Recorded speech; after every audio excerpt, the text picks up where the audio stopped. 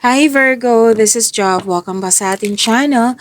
By the way, Virgo, this is your weekly Gabay Tarot reading from February 22 to 28, 2026. Gamitin ang reading na ito bilang gabay lamang. Tandaan, Virgo, ito po ay general reading.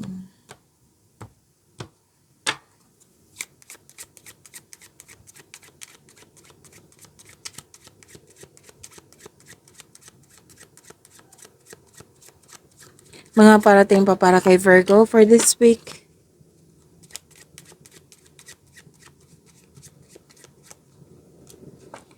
May new beginning po. Oo, may new beginning, bagong simula sa trabaho, bagong simula sa connection sa isang tao, bagong simula sa proyekto, bagong simula sa relasyon. Basta may bagong simula po ako nakikita dito. At may concern kayo sa immature na tao. At may sabi din dito na okay. May ano dito aminado ka na wala kang experience sa gagawin mo. Pero gagawin mo to, haharapin mo to, sabi ng yung card. At sabi din dito na this is a fresh start nga. May buntes, may mabubuntes, may nanganak. Tapos magkakaroon ka ng, kasi may ano dito na humingi ng attention sa iyo, bata ba or ito yung inner child mo. At pwede may bagong pet. Yes, may growth na mangyayari.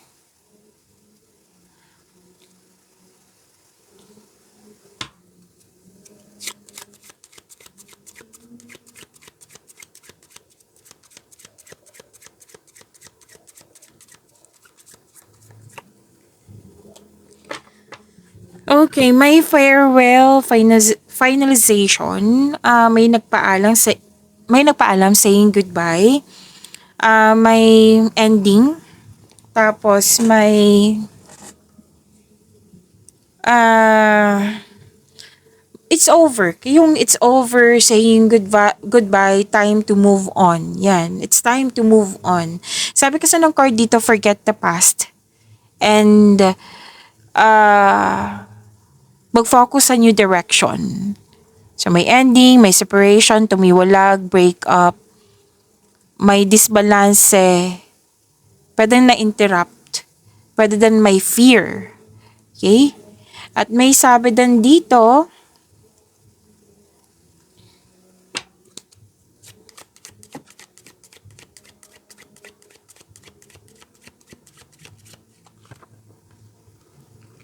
na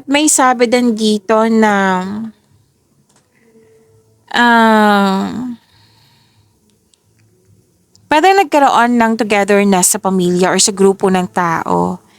May emotional bonds, family, home-based yung trabaho. Pwede din nag-staycation or may balak ba kayong mag-staycation sa bahay kasi you felt calm, relaxed, and security pag nag-stay kayo sa bahay. So, andito pa rin yung project. Pwedeng focus kayo sa project nyo. This is a second card na nagsabi na may project po. At pwede din magpapatayo kayo ng bahay. Kasi project sinasabing project dito or pwede din ibang structure. Okay, so may usapin tungkol sa property. Nagkaroon ng family harmony.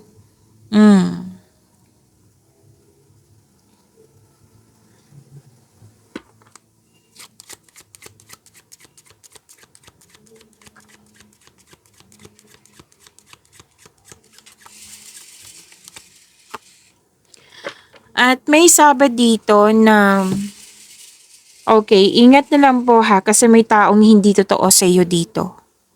Pero alam mo to kung sino to. Pwedeng fierce opponent, pwedeng nagkaroon ng error, pwedeng nagkaroon ng pagkakamali. At kung may balak kayong bigyan ng atensyon, aksyon, pag-isipan ng mabuti. Okay? Kasi kung hindi kayo kung magpabaya po kayo, kung magiging careless kayo, magkakaroon ng self-harm. Like, mapapahamak ka sa yung nagawang desisyon or aksyon.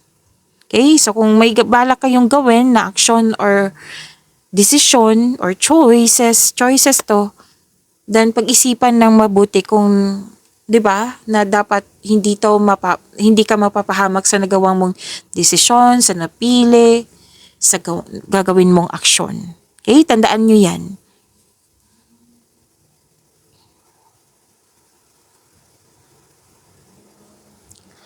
At sabi din dito na may hinihintay ka.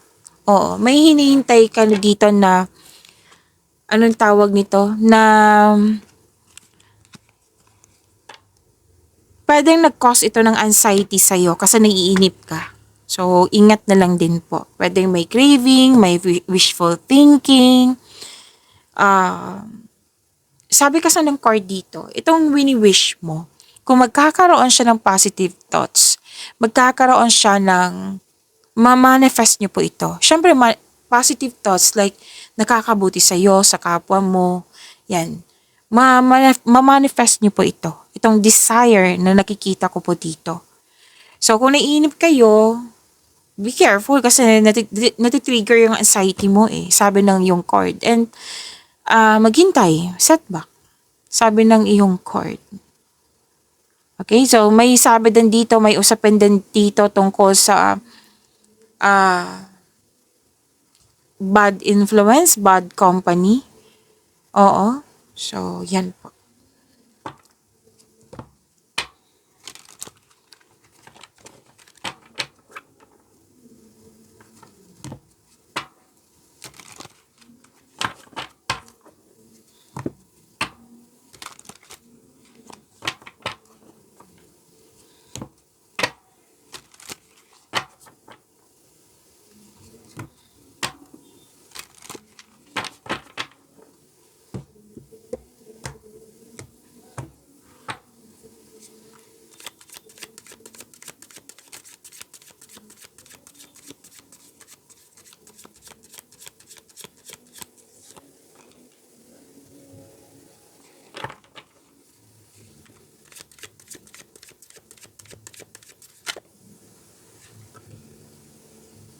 Ang dami nito. So, isa lang natin yung kunin. Isa lang yung pong kunin.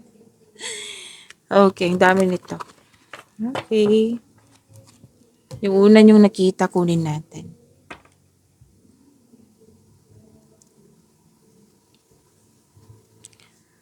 Virgo, maraming salamat po sa mga hindi nag-skip ng ads. Subscribe na po kayo sa ating channel at click bell notification para updated po kayo sa reading natin. Para sa mga gusto magpa-reading po, comment po kayo ng personal reading and check my reply sa comment section.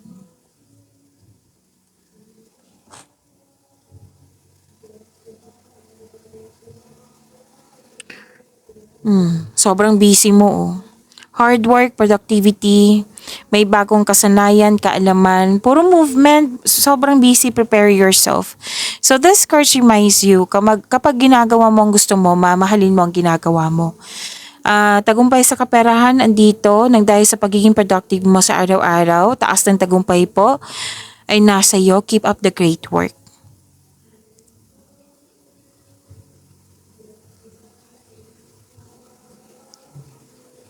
Okay, gusto nyo naging hard worker kayo kasi gusto nyo ma-secure yung future mo. Ang ilan sa inyo gusto na magsarili, magtayo ng sariling pamilya kaya naging hard worker po. So, hard work at dedikasyon para magkaroon ng financial prosperity. Sabi ng yung card, patuloy mo lang magsumikap, keep up the great work. Yes. At sabi dito na pwede din na ini-enhance yung skills mo or new skill ito para magamit mo as passive income. Alam niyo ba, sinabi ng yung card dito, Virgo, kung ano yung in-study nyo, pinapractice nyo, it will lead you to abundance po. Trust that you can do anything. Basta mag-set lang kayo ng clear intention para ma-achieve mo tong success na gusto mo.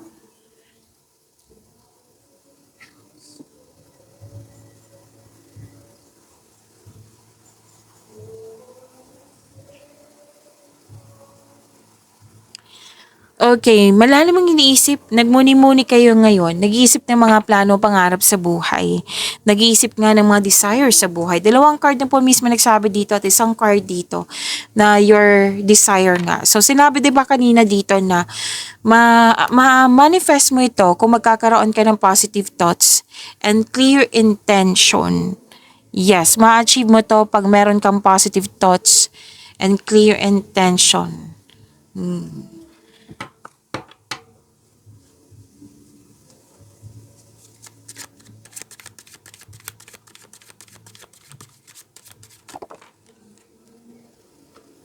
I don't read reverse cards. Tandaan nyo yan sa mga bago dito.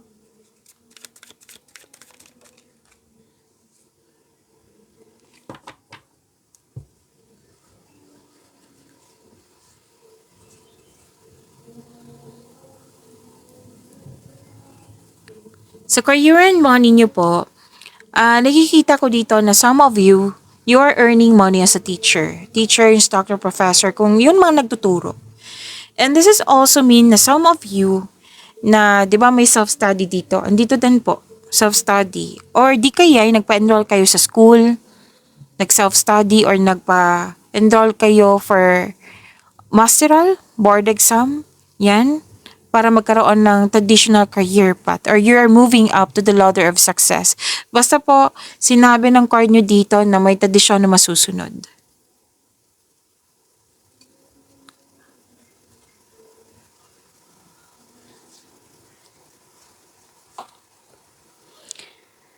Oh, andito pa rin no. From here to here, isa o maraming alok o ideyang darating sa'yo. Super busy from here. Dito din, sobrang busy. May parating na exciting new opportunities, financial stability, nagkaroon ng abundance sa kaperahan mo po. Claim niyo po, ang ganda ng cards niyo po.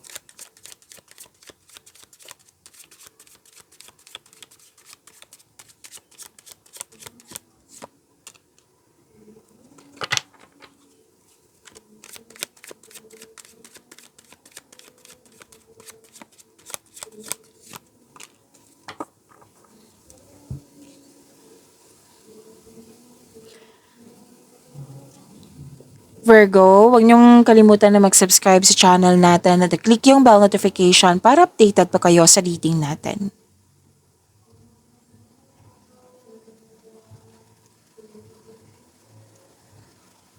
Okay, Virgo, love life, self-love, partnership, and romance. Sa mga single dito, aminado kayo dito na hirap kayo sa pagtanggap ng bagong tao kasi may guarded kayo.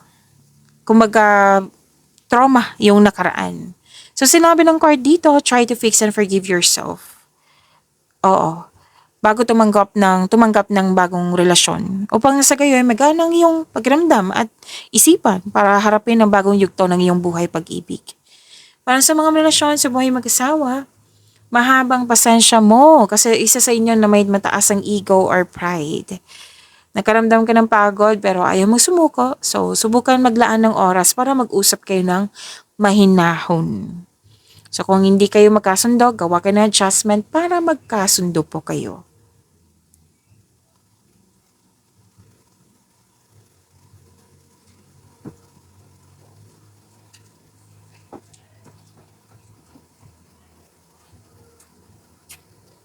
At sabi din dito na may bagong connection, may romance na parating sa mga single po. Maaring parating na ito or nasa harap mo na. Para sa mga relasyon sa buhay mag-asawa, the couple is divinely guided. At sinabi dito na soulmate mo siya. Okay. Lahat kayo, single ka man, may relasyon sa buhay mag-asawa. Ang sabi kasi dito na nag-manifest kayo ng magkaroon ng wonderful relationship. So, ma-manifest po ito. Oo. Mag-grant po itong manifestation na ito. Basta, pay attention kayo sa pagbalanse sa inyong emotion, with positive thoughts of course, while remaining grounded and passionate para ma-attract mo yung green flag na tao. Okay, so parating nito, lumabas din siya dito at dito din. Oo. May ligawan na, parating na to, may bagong relasyon, may nagkasundo, may nagkaayos, nagkaroon ng deal, nagkaroon ng promises. Oh, may celebration pa nga oh. Pwedeng kasal to or togetherness or reunion. Kasi nakita ko dito na may nagkasundo, deal, promises nga. Yan, nagkakaunawaan. Huwag kayong mag-alala sa mga nag-alala dito. May nagkakaunawaan po dito. Pag-imanin niyo po yung blessings na binigay sa inyo. Virgo, see you tomorrow. Maraming salamat po.